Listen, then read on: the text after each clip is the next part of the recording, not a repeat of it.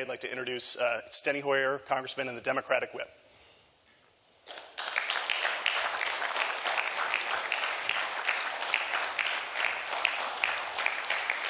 Thank you.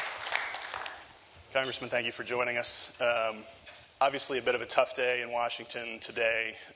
Tragic events yesterday at the Navy Yard. I think we need to talk a little bit about that to start before we get into the fiscal matters that we'll discuss. Question for you first, is there anything new that you can tell us? Obviously you had some constituents affected by this terrible event. Anything new you can tell us this morning about what you know transpired? And then the larger question is, will this event start a new conversation about gun control? Is there anything that can be done on Capitol Hill at this point on gun control, given we've seen past efforts fail in these regards? And are there laws that are not currently on the books, that could be on the books, that would have stopped something like this from happening? Well, frankly, Ben, I don't know enough about the facts. We'll have to find those in the coming days. I lost 3 constituents. They lost their lives that were working at the Navy Yard. 2 of whom lived in Charles County, and 1 of whom lived in St. Mary's County, the county in which I live. I'm sure that it will renew the discussions about access to weapons that can be used to kill a lot of people quickly. We have seen, however, in Colorado just in the past weeks, 2 legislators who had the courage to vote for legislation which simply asks that we do a background check so we know who's getting guns, which 80 to 85% of the American public say is a sensible policy. Notwithstanding that, these 2 legislators were recalled in a special election. Now, one can analyze who comes out to special elections, but it does not bode well for asking people to vote for legislation similar to that which went down in the Senate just a few months ago. But I'm sure it will renew the debate and the discussion, as it should. And in terms of his access to the Navy Yard, he appeared to have security clearance despite some very troubling events in his background, the alleged shooter. Can you tell us anything about how he got that access? Is that something that you'll be looking into? It seems like there was some significant breach of security there. I don't have additional information, but you're right. It's something that must be looked into. Again, what we have seen in so many of these instances are that the perpetrators have given previous indication of instability, of inclinations to use weapons and to talk about violence, whether they did so on a website, whether they did so with colleagues or classmates. In almost every one of these instances, we've seen the perpetrators be people who individuals thought were unstable and thought, in this case, apparently this guy was prone to violence. He had apparently shot the tires out of a neighbor's vehicle. He'd shot through the ceiling of another neighbor. This was somebody. He was given a general discharge from the Navy, so that there was no doubt that this was somebody who had a record of instability and certainly should have been, I think, subject to closer scrutiny, particularly in access to a facility such as the Navy Yard or any facility that has large numbers of people in it. That has security concerns in the United States. Right. Well, of course, all of our thoughts and prayers go out to your constituents and their families in this difficult time. I want to switch to some of the economic and fiscal matters before us, starting with the next chairperson of the Federal Reserve. We saw Larry Summers, former Treasury Secretary, withdraw his name from consideration over the weekend. By all accounts, he was the administration's first choice, the president's first choice for chairman of the Fed. First, do you think it was the right thing for Larry Summers to do, to pull his name out of consideration? And obviously you're on the House side, but do you think had he gone up to the Senate, he could have been confirmed as Treasury Secretary? Well, I don't know the answer to the second question. There was obviously controversy. I've had the opportunity of working very closely with Larry Summers, both when he was Deputy Secretary under Bob Rubin in the Clinton administration and then as Secretary. I found him to be extremely competent, knowledgeable, respected, and I know that the President relied heavily on him for economic advice and felt strongly about his capabilities. I have not talked to Larry Summers, but my conclusion is that he decided that the controversy that would be surrounding the confirmation or his appointment would undermine the confidence that we need to have in the Federal Reserve. And so I think in a very responsible way he made a determination that he did not want to further politicize or create controversy within the Federal Reserve. So I think he probably did the right thing, certainly from his perspective, but he is a person of immense capability and will continue to contribute. Do you think Fed Vice Chair Janet Yellen is the best pick for the President now that Summers is out of contention, or are there other candidates that you think would be? I think she would be an excellent appointee. I think that she enjoys wide respect, and I think she would be somebody who would be confidence building of the Federal Reserve.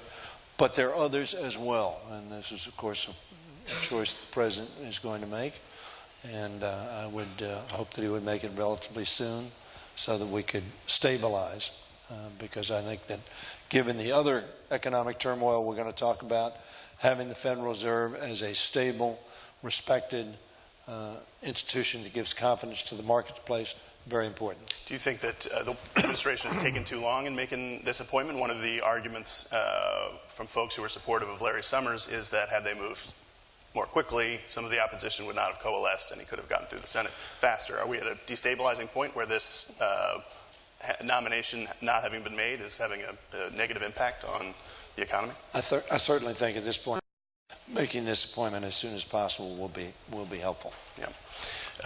Well, let's talk a little bit about the coming debate over the continuing resolution. Obviously, we have very little time between now and the end of the fiscal year and the start of the 2014 fiscal year. To tie it into the Summers question, there are some who say that with the President not able to get the nominee he wanted to the Fed, unable to marshal support for a resolution in Congress, at least at first, to authorize use of force in Syria, that he's operating with a fairly weak hand at this point, and that the power center in the Democratic Party has moved to the left. Going to be very difficult for the President and Democrats in the House and Senate to come to an agreement with Republicans that continues to fund the government. First of all, do you think the President's hand is weakened now? Does he have limited support in Congress, particularly among more liberal Democrats? Well, I think the President has good support in the Congress of the United States. There was controversy clearly regarding Syria in the country. But I frankly think the President has been successful in attaining now a substantial movement on the removal of chemical weapons. It remains to be seen whether the Russians and the Syrians will be good to their word, but nevertheless, I don't think any of us would have predicted the kind of progress that's been made over the last 10 days on the issue of chemical weapons in Syria. So that I think that's been, and it was attained, in my opinion, because the President was willing to use military force to undermine the ability of the Syrian regime to use weapons and to degrade their future ability militarily. So I think that he showed resolve, and I think it's had results. The test will be in the coming weeks, of course. But the UN that just came out confirms almost absolutely the President's representations and the intelligence community's findings. So that I think from that standpoint, he has had the imprimatur, if you will, not only of the United Nations saying chemical weapons were used, but from all the information you gleaned from their report, there seems to be an almost inescapable conclusion that it was the Syrian regime that used it. So from both standpoints. Now, on the economic front, I think the President continues to enjoy some broad-based support on our side of the aisle. I think there's nobody in the Democratic Party who wants to shut down the government. The President clearly does not want to shut down the government. I think we're talking about tactics of how to make sure we don't do that. Well, let's talk about the tactics and the substance of what might be done to avoid that shutdown. You've had a pretty hard line on eliminating the sequester as part of any continuing resolution. It's hard to see any scenario under which Republicans agree to that. So how do you get a bill out of the House that continues to fund the government? If you say Democrats won't support something that doesn't get rid of the sequester, Republicans obviously are having their own difficult time finding a vehicle to continue to fund the government that does or doesn't defund Obamacare. But is there a way to pass a bill out of the House that gets rid of the sequester at this point? Well, my observation, Ben, has been that the Republicans have a large number of their caucus, of their conference, that are obsessively obstructionist, who are so focused on defunding Obamacare, which is something that none of their leaders reasonably believe is going to happen.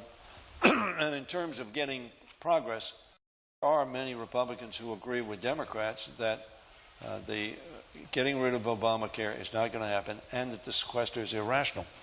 Let me read, if I can. I'm going to call this the first book of Rogers, and I'm going to use this as my text in the coming weeks. And I will read from the first chapter, the first two verses. And he says this: with this action, and now this action was pulling the Transportation HUD appropriation bill, which was being passed consistent with the Republican budget from the floor because they couldn't get the votes for it.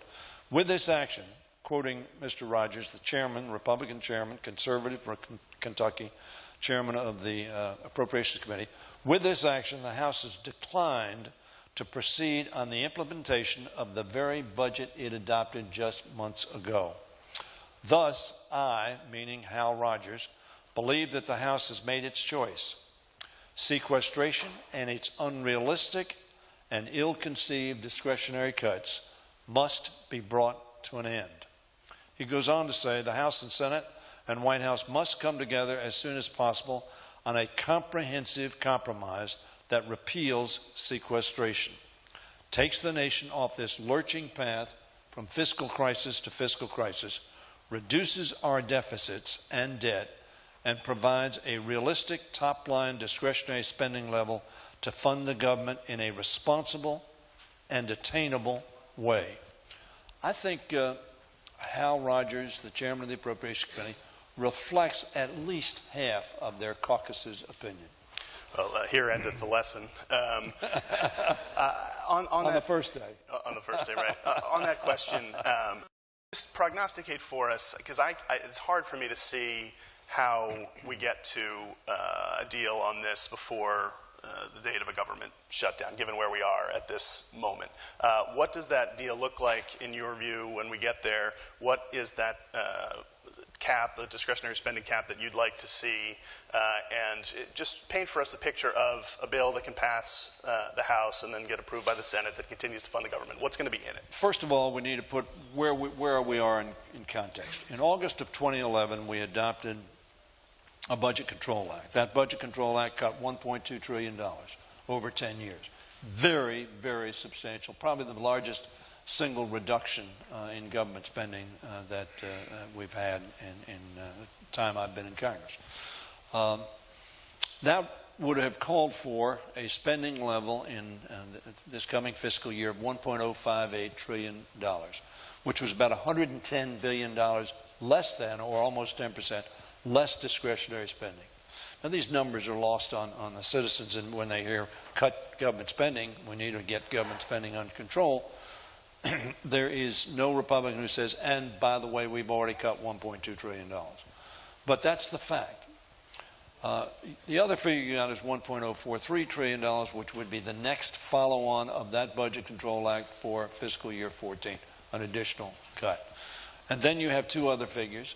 The $988 billion, which is the sequester number from that 1.058 or 1.043 number, and then the 967, which is the continuing sequester number for fiscal year 14. The reason I go through that, you have four numbers.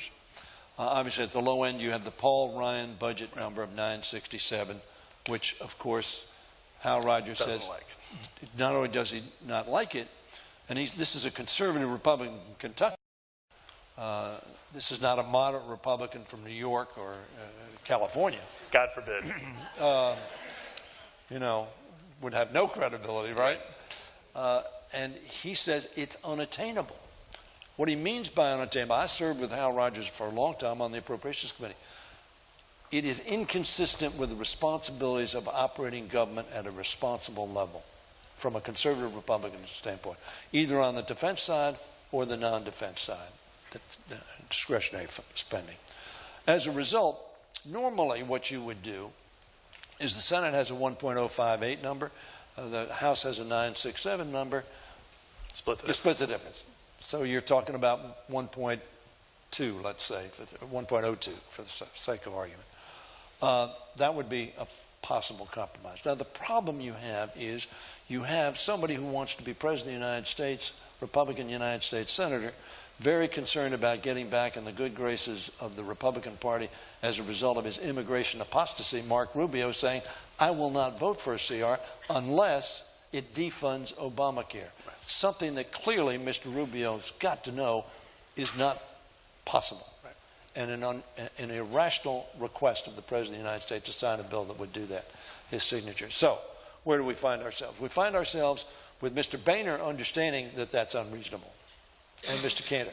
So they tried to construct a policy which would say to their Republican hardliners, these obsessive obstructionists, you can vote for defunding Obamacare. But we'll have a procedure so that the Senate can reject it and then pass, without sending back to us in this case, 988. And that didn't work out.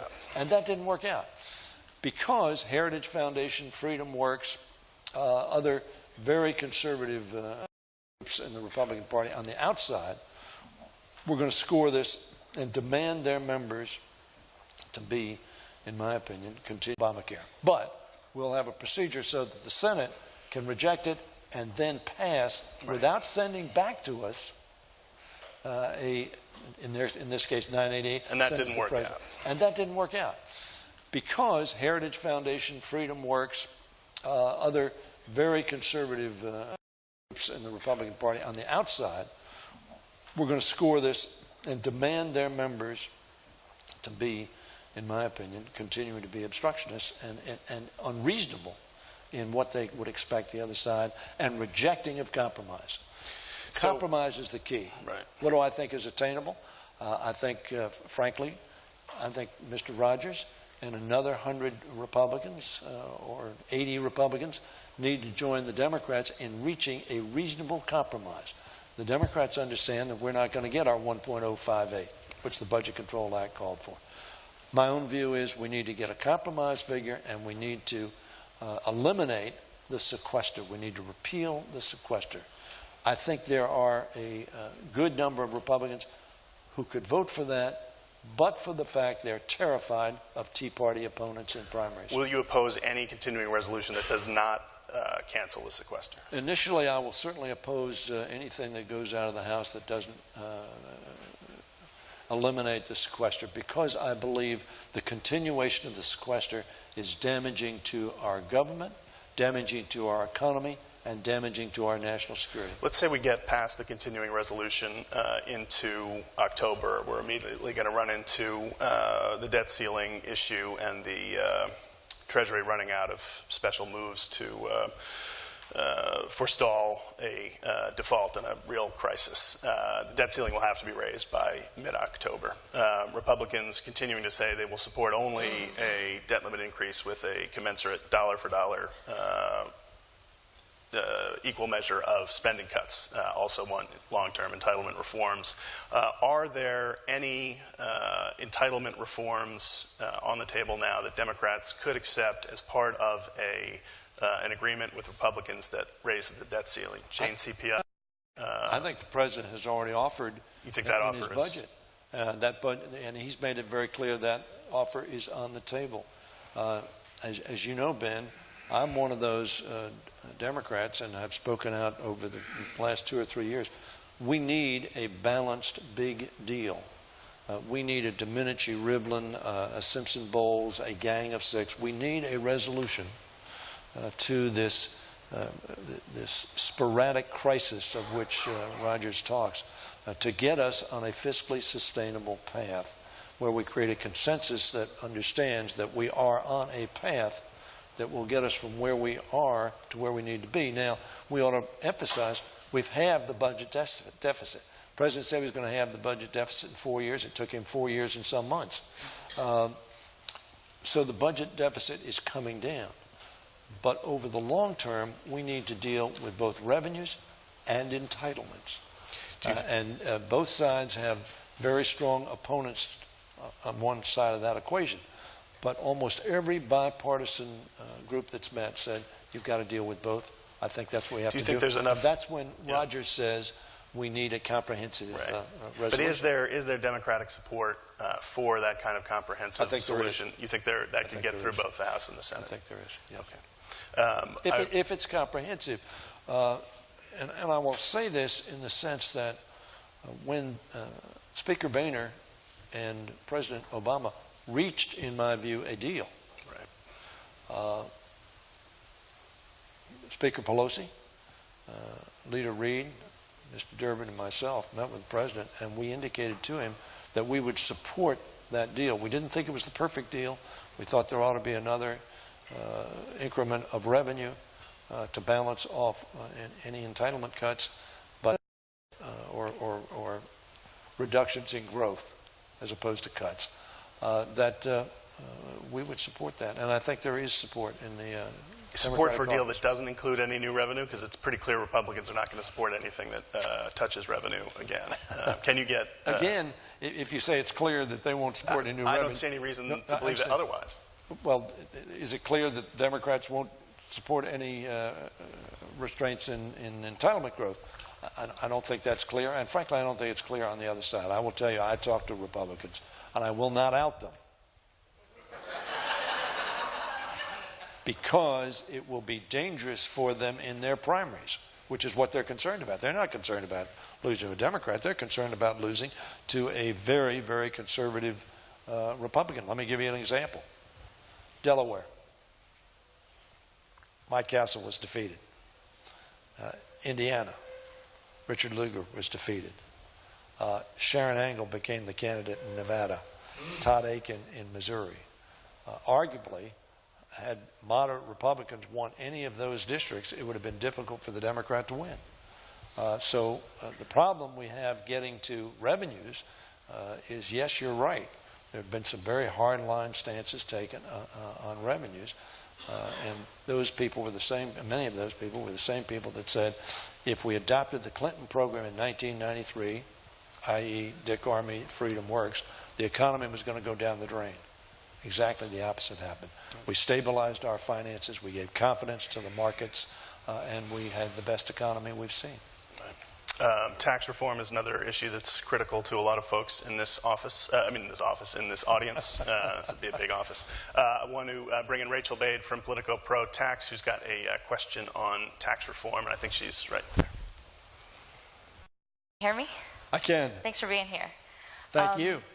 So right now we know that House Republicans are really trying to push comprehensive tax reform. Camp is about to come out with a tax reform draft. There's also been talk about linking tax reform to the debt ceiling. Obama has proposed sort of a corporate-only tax reform. And so my question for you is, where is your caucus? Where are the Democrats on reform for individuals? Is that something you still want, even though the president has not necessarily pushed for it? And if so, what kinds of concrete steps are you guys willing to take in order to actually get reform going? Would you guys ever be open to a debt ceiling, linking it to the debt ceiling or something of that nature, for instance?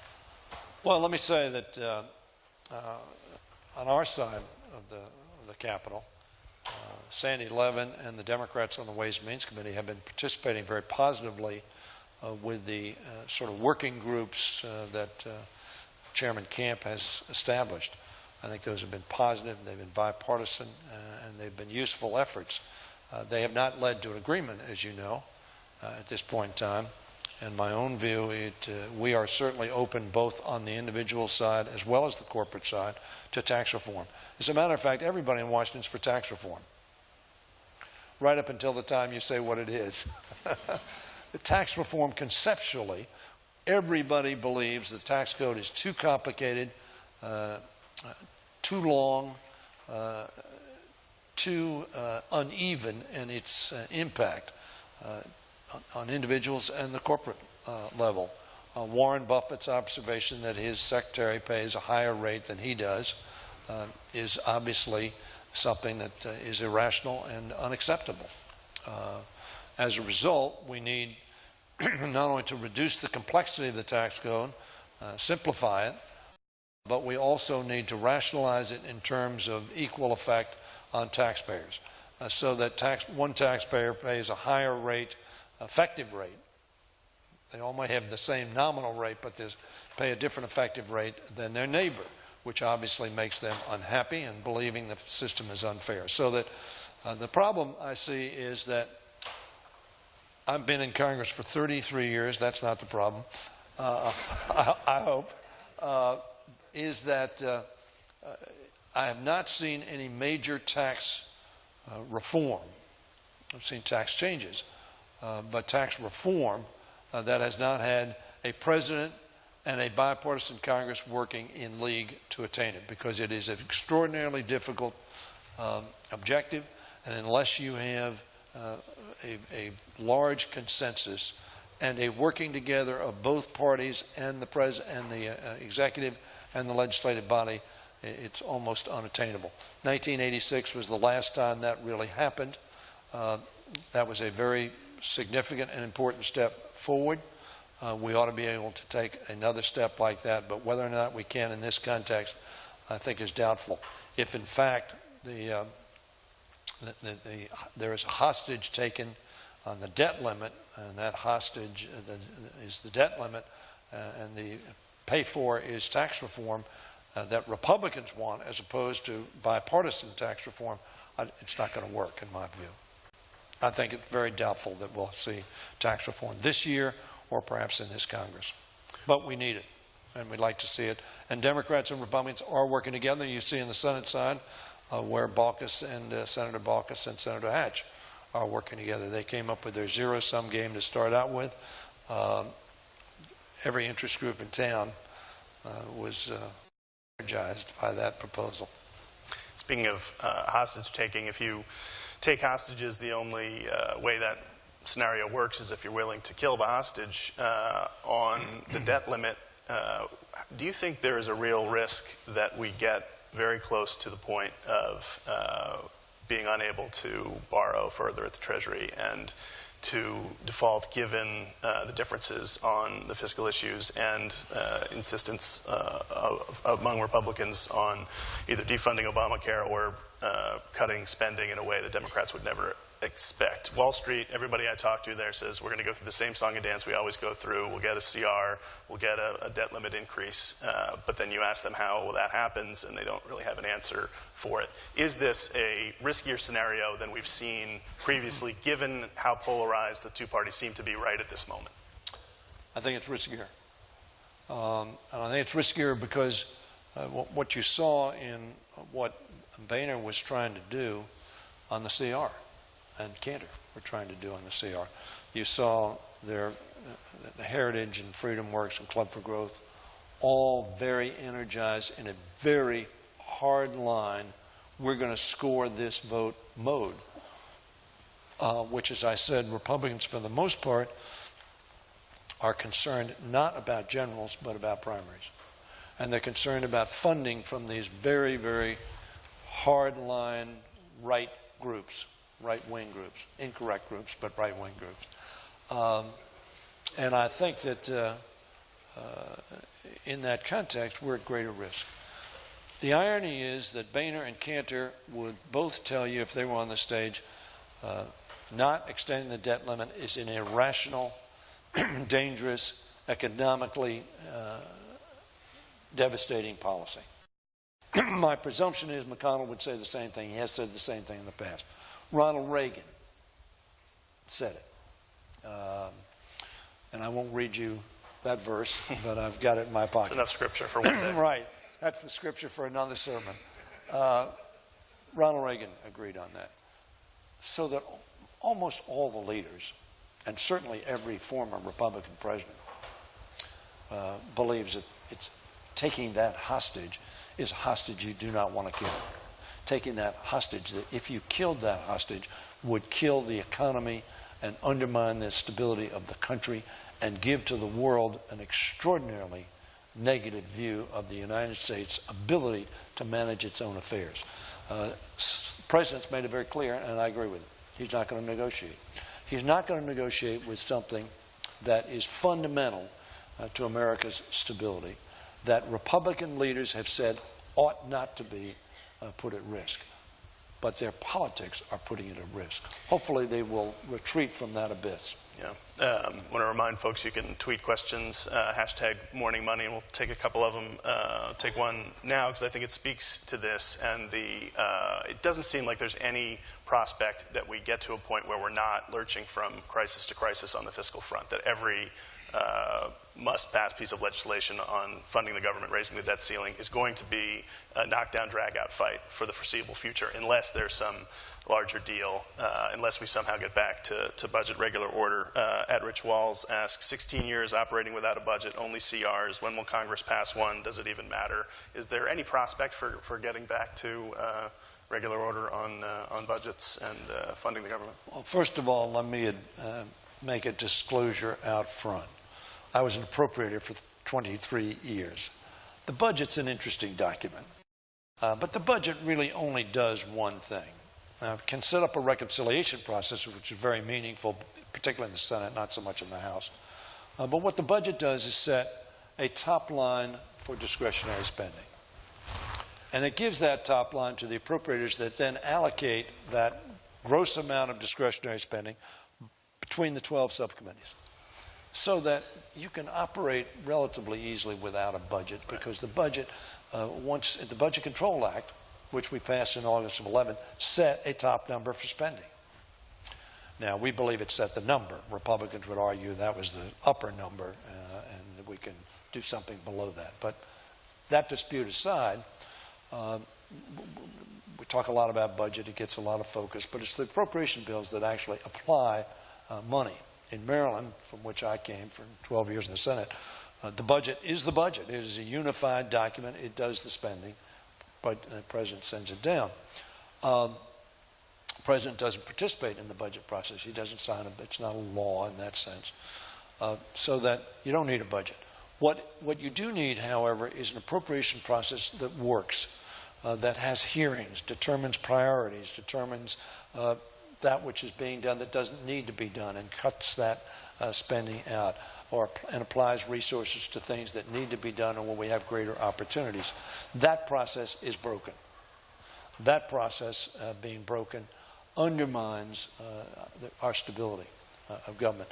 And of course, it's undermined because we don't have a context in which the budget does establish of an agreed upon spending level. And so we have this extraordinary discrepancy between the 967 of the Ryan budget and the $1.058 trillion. That's a $91 billion difference, and that's a large number. Compromise, but it has led the Senate to be unable to pass an appropriation bill at their levels, and it's led us to pass 3 bills. And the interesting thing in the House, we did pass 3 bills. We passed them at the 1.058 trillion level. With the remaining bills, THUD being the one that came on, cut far below the 967 because you had to pre-fund the others. So it's clear that the budget process ought to work better, but what really must be done is the appropriation process needs to get back to a position where agreement is possible. I'm going to open it up to audience questions in just a minute, so think of some good ones and we'll get a mic to you. I want to just go back to pure politics for a minute and talk about Democrats' prospects for taking back the House. The conventional wisdom is that it's impossible, not enough competitive districts for Democrats to make anywhere near the number of gains you would need. Do you think that's true? Do you see a prospect for a Democratic House in the next Congress? Yes, I do. That's shocking that you would say that. Well, and how do you get there? Exactly? All right, let me get back to it. Let's go district by district. No, I'm not going to go district by district. But I am going to go back to the example I gave all of you. And I tell Charlie Cook, I said, Charlie Cook, I understand that historically you may think it's difficult for the Democrats to take back the House. What is easy, in my view, is for the Republicans to lose the House. Let me go back to Delaware. Now, these are senators. Go back to Delaware. Mike Castle wins that primary. I think Mr. Coons has real trouble winning that election. If Mr. Lugar is renominated by the Republican Party, Joe Donnelly would have had real... I urged Joe not to run. I said, you can't beat Richard Lugar. I think I was right. The good news from Joe's standpoint, he didn't have to. Castle was in most threatened Democratic senator in the last cycle, Todd Akin. And in Nevada, Sharon Engel. The Tea Party put Sharon Engel up as the candidate against Senator Reid, and I think was helpful to Senator Reid. So that I think what you're seeing in the Republican Party is, as I mentioned, the hard line, I would call it the radical right, is not allowing the appropriations process to go forward and threatening members. If you cooperate in any way, Mike Simpson, who I think is one of the most solid, reasonable, common sense, conservative member of the House of Representatives, chair of a subcommittee in the Appropriations Committee from Idaho, former Speaker of the Idaho Legislative House, is being contested by a Tea Party person because he's not conservative enough. Why? Because he believes that we need a balanced deal. I don't know whether Hal Rogers is going to get an opponent or not. But if they get the kind of opponents that take the hard line, I don't believe Americans are there. I don't believe independents are there. And I think that moderate Republicans and independents are going to reject this hard right, take no prisoners, shut down the government, repeal Obamacare. The repeal Obamacare, when you talk to the American public, they say, no, fix it. They may not like it, but they say, fix it, make it better, make it work for me and my family. They don't say, repeal it. When you say the Republicans have been talking about repeal with no alternative for 2.5 years, they don't like that. So I think there is a definite possibility that we Democrats will take back the House. Steve Israel has done a wonderful job in recruiting. We have excellent candidates around the country. And I think that we certainly have a very good chance of taking back the House. Questions for Congressman Hoyer from the audience? We have one in the back there. If you microphone. Hi, Dave Kitros, LRP Publications. I just have two questions. The first, I just want to make sure, are you basically indicating that the CR that came out of the Republicans in the Appropriations Committee, that would be something that you don't believe the Democrats or particularly President Obama would support? And then I guess the second one is sort of an inside the Washington Beltway thing. There's been an issue with regards to pay raise for federal employees, and obviously that's been cut. Is there any chance of that becoming in a final version of whatever's passed, or is that probably going to have to be sacrificed again?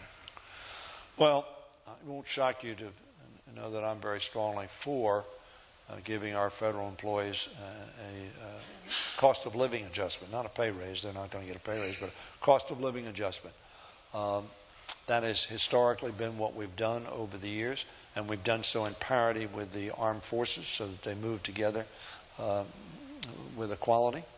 The Republicans have abandoned that process. In my opinion, this Republican Congress and the last Republican Congress has treated federal employees worse than at any time in my career in the Congress of the United States.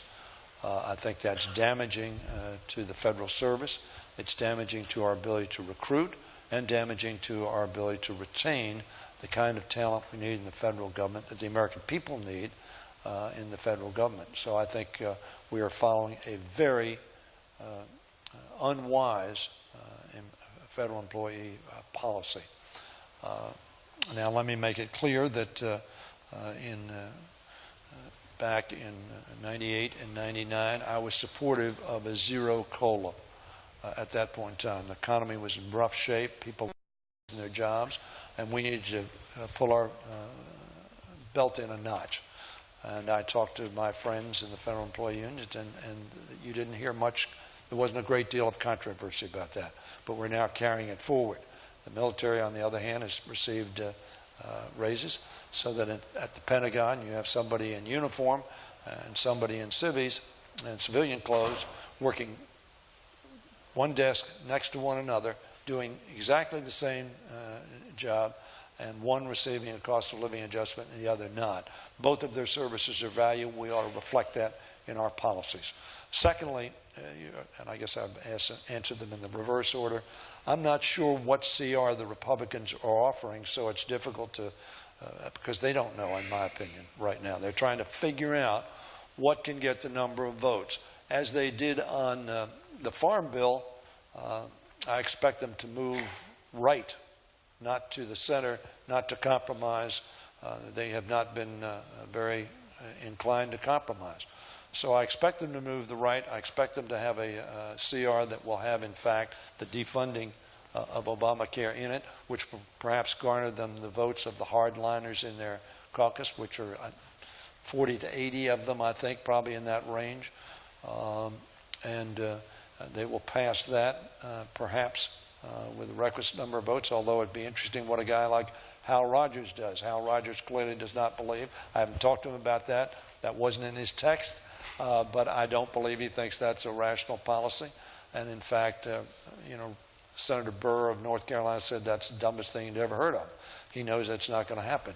So the question is, I don't know what CR they're going to come out with, but if the CR comes out initially without repealing the sequester, which is, as I told you, I think is very harmful to the operations, effective operations of government, to the growth of the economy, and to the maintenance of our national security, then I will oppose it and would urge my members to oppose it.